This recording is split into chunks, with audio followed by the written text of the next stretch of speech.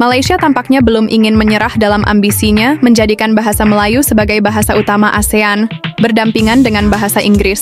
Isu ini kembali mencuat setelah mantan Perdana Menteri Ismail Sabri Yaakob mendesak pemerintah untuk mengusulkan wacana tersebut dalam konferensi tingkat tinggi ASEAN bulan ini, dan bahkan menjadikannya sebagai agenda tahunan organisasi regional itu.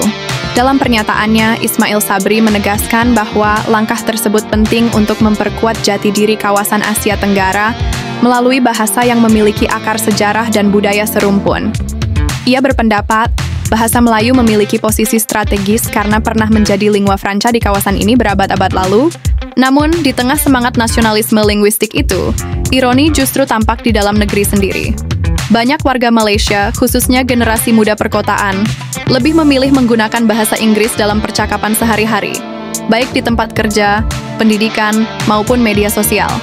Bahasa Melayu, meski berstatus sebagai bahasa kebangsaan, seringkali tersisih dari ruang publik modern yang semakin global.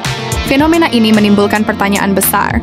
Bagaimana Malaysia ingin menjadikan bahasa Melayu sebagai bahasa pemersatu ASEAN, jika di dalam negeri saja masih berjuang menjaga penggunaannya? Datuk Seri Ismail Sabri Yaakob mencadangkan agar usaha memperkukuh kedudukan bahasa Melayu dibawa ke sidang kemuncak ASEAN ke-47.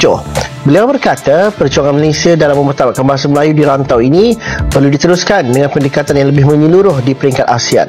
Beliau menekankan bahawa Malaysia sebagai pengerusi ASEAN pada tahun ini perlu memainkan peranan utama dalam memastikan bahasa Melayu diangkat sebagai bahasa kedua ASEAN. Katanya perbezaan istilah dan dialek antara negara seperti Malaysia, Indonesia, Brunei dan beberapa wilayah lain tidak seharusnya dijadikan alasan untuk bersaing. Amerika, Kanada, Australia, New Zealand, mereka menggunakan bahasa Inggeris. Amerika tak kata itu bahasa Amerika. Australia tak kata itu bahasa Australia. Dia masih lagi menyebut English. Sebab English adalah akar kepada semua bahasa. Walaupun percakapan tutur kata ataupun ini berbeza. Kata US banyak yang kita tengok berbeza dari segi English, ya. Kalau tengok Netflix pun kita boleh pilih bahasa tu English USA, English Britain, jadi dia still English. Jadi sebab tu saya berpandangan asal usul bahasa Indonesia ke mana-mana adalah daripada bahasa Melayu.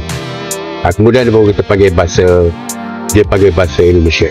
Jadi tak sepatutnya menjadi polemik lah.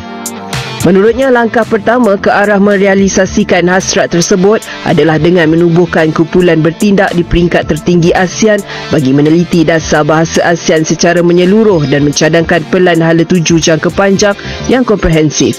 Selain itu, beliau turut menyeru agar kerjasama tiga negara utama penutur bahasa Melayu iaitu Malaysia, Indonesia dan Brunei diperkukuhkan menerusi usaha penyelarasan dan pembangunan serta mencadangkan pelaksanaan satu program tahunan dinamakan Bulan Bahasa Melayu ASEAN pada Ogos setiap tahun. Setiap kali I datang Malaysia, you all tak pernah nak cakap bahasa Melayu dengan I. I selalu try practice my Malay sebab bahasa Melayu ni sikit lain dengan bahasa Indonesia kan. But setiap kali I cakap, you guys terus jawab in English. Like, hello lah, janganlah. I tanya, boleh cakap Melayu tak orang Malaysia? Yes, of course, but we can speak English. No, I not practice Malay. Tapi tetap jawabnya English juga. So sekarang my Malay level is still beginner. Sebab orang Malaysia semua jadi cikgu English. Please lah, next time bagi I chance cakap Melayu sikit lah. Biar salah grammar pun tak pekan. Janji practice. Boleh, aku Hana Joblin dari Malaysia dan ini kali kedua aku main film sama Kak Baim for Tiger Walk, so thank you Kak Baim for putting your trust in me. Hari ini berbanding dengan film sebelum ni which was Lembayung. Lembayung was more. Kenapa awak suka cakap bahasa Indonesia? Awak suka tengok cerita Indonesia? Saya dah bertanya kepada beberapa orang asing yang duduk di Malaysia sekian lamanya, tapi masih tak tahu cakap dalam bahasa kebangsaan. Yang mereka tahu hanyalah sekadar apa khabar dan terima kasih. Saya pun tanyalah mereka, kenapa tak nak belajar bahasa kita? Jawab mereka, sebab tak ada keperluan pun, kerana bahasa Inggeris dan bahasa Cina lah yang penting di Malaysia, terutamanya dalam pekerjaan dan komunikasi dengan penduduk di bandar. Manakala bagi mereka, bahasa Melayu ini hanya sekadar untuk membeli belah dan mendapatkan potongan harga. Saya memang terdiam habis, sebab apa yang mereka perkatakan itu sebenarnya adalah fakta berlaku. Dan dalam masa sama, ia membawa maksud bahawa bahasa Melayu ini tidak ada kelas sama sekali. Ia bukanlah sebuah bahasa pendidikan, bukan juga bahasa kerjaya, tetapi hanya sekadar bahasa rakyat majoriti semata-mata. Dengar memang sangat menyakitkan hati, tapi faktanya memang bahasa kebangsaan terus ditinggikan oleh orang Melayu itu sendiri. Apa pandangan anda? Bahasa Melayu ini penting. Ini nadi identiti bangsa dan wahana pemikiran kebangsaan. Mesti terus dipupuk dalam jiwa setiap rakyat. Saya juga diperingatkan Kementerian Pendidikan akan terus mengutamakan bahasa Melayu sebagai bahasa ilmu di semua sekolah dan aliran. Tapi kita perhatikan terdapat kecuaian pelaksanaan yang bercambah, kerana ada sekolah antarabangsa yang bercambah sekarang, ya, dan 249 sekitar begitu diwajibkan bahasa Melayu dan kenegaraan, tetapi nampak ada yang pandang ringan. Oleh itu, kerajaan telah mengarahkan supaya pemantauan mewajibkan sekolah-sekolah antarabangsa, mewajibkan anak-anak Malaysia mempelajari bahasa Melayu dan kenegaraan mulai tahun depan secara serius dan tidak hanya mengambil sambil lewat.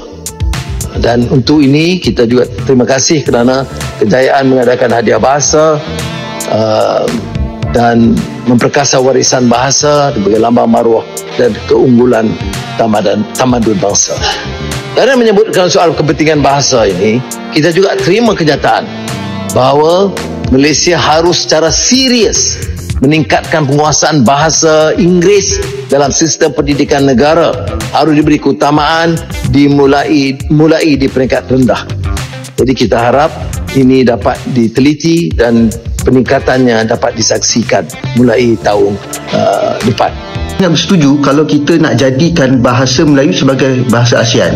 Tetapi persoalannya, adakah kita bersedia? Pertama, ramai dari kalangan rakyat kita sendiri pun tak boleh bercakap dalam bahasa kebangsaan. Kedua, banyak nama jalan, tempat penginapan dan sebagainya dalam bahasa Inggeris. Ketiga, ramai warga asing, bahkan pelajar-pelajar asing datang negara kita, ada yang sampai dah duduk 10 tahun pun masih tak boleh bercakap dalam bahasa kebangsaan. Keempat, realitinya ramai orang Melayu di bandar, orang Melayu elit yang lebih selesa berkomunikasi dalam bahasa Inggeris.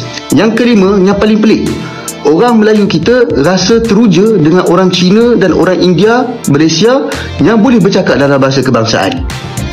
Kalau kita nak pergi jauh, kita kena perbaiki semua ni. Saya lihat kita sendiri pun tak serius untuk memartabatkan bahasa kita dalam negara ini. Bahkan ramai juga orang-orang Melayu yang tak bersetuju dengan gagasan ini. Ini sesuatu perkara yang aneh.